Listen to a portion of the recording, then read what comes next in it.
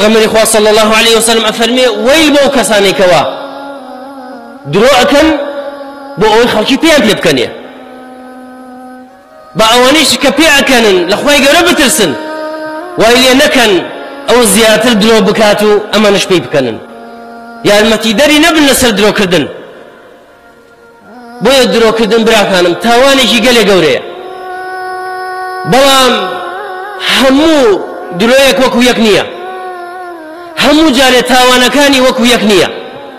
بلكو هني جار تاواني درو قلي قوري اقيتها اندازي كفر كردن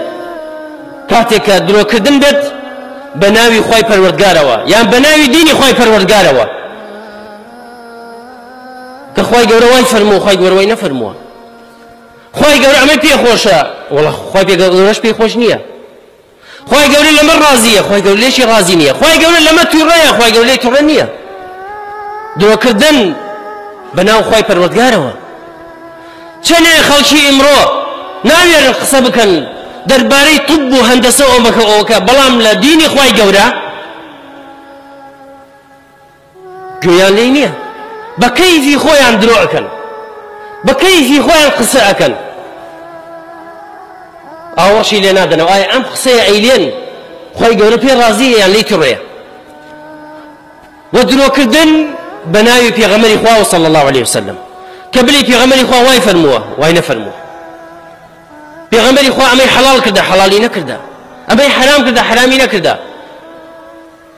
بو الزور بيع كساني أو جروباني كوا مخالفي ديني إسلاما مخالفي منهجي صحابة في غمر إخوان تابعين قصي في غمر إخوة صلى الله عليه وسلم بدروئه النوى كلمة بس إخواني تيايا يعني دروء كانوا في غمر إخوة شوي نفرموه بوي في غمر إخوة صلى الله عليه وسلم أفرميه هاش كاس يدرو بناوي منو بكا وكو أوانية كدرو بناوي شترو بكا أويش يدرو بناوي من عكاته با جي خوي خوش كا لجهنم با شوني خوي حجز كا لجهنم